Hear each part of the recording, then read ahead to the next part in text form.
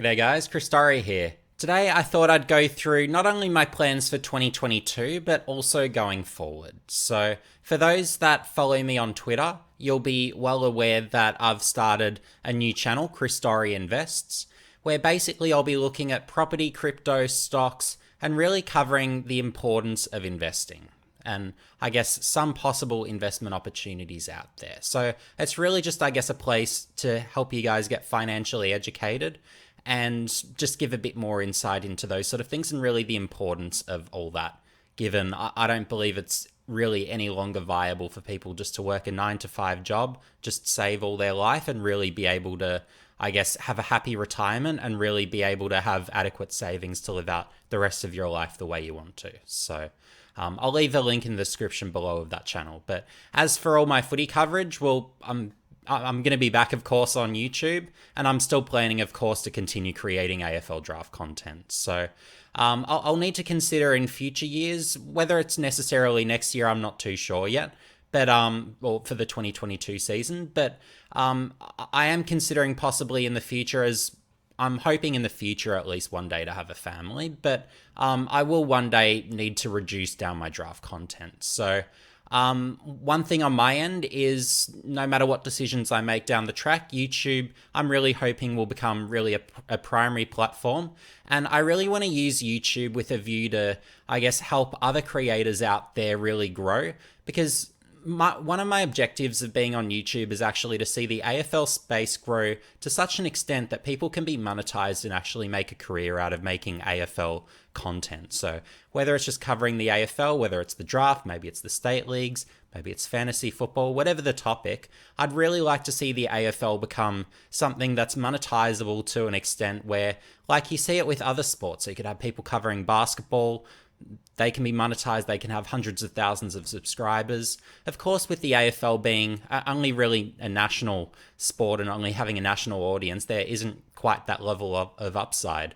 But one of my ambitions really is to see the AFL space grow to such an extent that it really can be monetized on that sort of level, where you can actually make a career out of it. And hopefully, a bit like me having grown on Big Footy and then being discovered by ESPN on there, I'm hoping YouTube in the future can really be, I guess, that next pathway for young content creators to really, I guess, get that opportunity.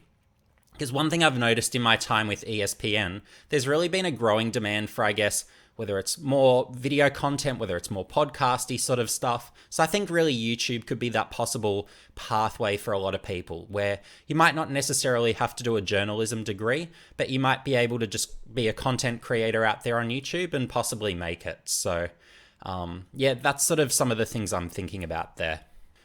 So with, I guess, the goal of growing the AFL space on YouTube, one thing I'm looking to do a bit more for season 2022 is a few more collaborative efforts with a few other AFL YouTubers. So those that were following me this year may have seen me appear on the True Footy AFL YouTube channel. So if you haven't subscribed to him, make sure you do. He makes terrific content.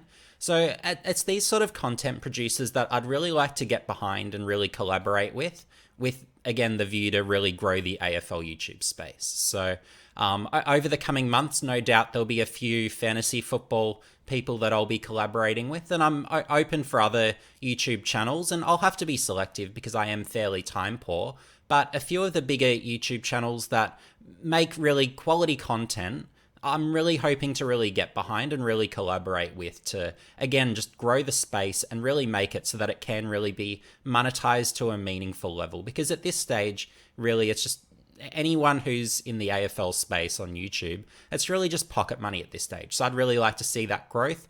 And perhaps on YouTube, we can get a few more people that can be picked up by sort of your various sports websites as well. So again, also having that pathway as well. They're some of the things I'd really enjoy seeing down the road. And for today's video, I thought I'd try some alternative lighting and see how it goes. From how it's coming across in my camera, I look a bit less like a lobster than I've looked in my previous videos, just with the previous lighting really making my face look really very red, which is surprising for someone who doesn't get out in the sun at all. But yeah, hopefully this new lighting's improved. If you think it's improved, let me know in the comments section below. And if you think it needs further improvement, I might look at a different solution. But I'm hoping this new lighting works out quite a bit better. But in terms of videos that I have upcoming, just for you to look forward to, so I'll be doing an AFL fantasy team reveal over the next few days. So the value, of course, that I provide in that space is really, I guess, the view towards all those first-year players and really those rookie price types.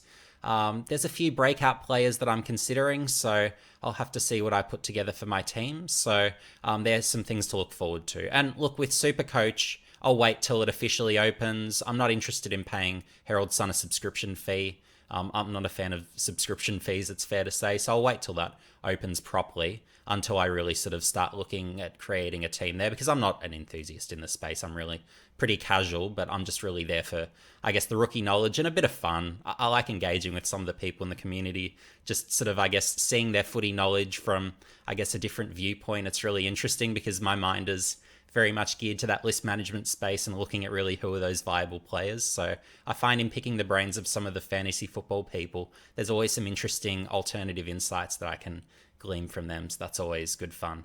One thing I'm also considering, and I had higher ambitions for it, but I don't think I'll really have time to go into the depth that I was hoping. But I'm considering doing some, I guess, hindsight draft rankings where it might be going through various drafts past and putting together, maybe it's a top 10, maybe it's a top 15.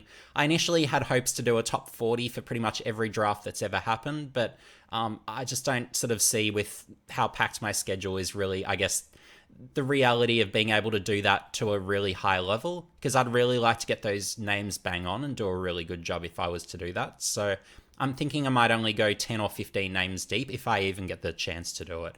Just, I guess, for a bit of fun, a bit of sort of off-season fun, looking at, I guess, how the rankings should have been in hindsight. So, yeah, hopefully that's a bit of fun, and hopefully I get around to being able to produce that. Because, again, I'm not only now busy with this channel, but I've also got the Chris Dorey Invest channel, which I'm really committed to growing as well. So thanks for watching, guys, and if you haven't already, make sure you subscribe and hit the notification bell for future updates, because YouTube for me ultimately is something I'll be on for the long term. So I'll be producing a lot of unique content that you won't find anywhere else. So make sure you're behind me. And if you haven't already, make sure you check out the Chris Dorey Invests channel. I'll leave a link in the description below. I've only just got my first video up, but I do plan on going to keep releasing quite a number of more videos, and really that'll be another long-term channel that I'll keep contributing to. And it's really something that hopefully helps increase your financial intelligence. So, and hopefully it allows you really to, I guess, pursue those passion projects in the future if you can make some wise decisions now. And it might mean you can, maybe it's, whether it's reduced back a few hours, maybe it's to work in a field that you might not necessarily earn as much, but it might be something you're passionate about, because they're the sort of things I do in my work, where although I work a lot and I work a lot of hours and a lot of different jobs, everything I do is something I'm passionate about. So really, I hope for people, broadly speaking, they're things that hopefully I can enable people to do more of in the future. But anyway, guys, see you in the next video.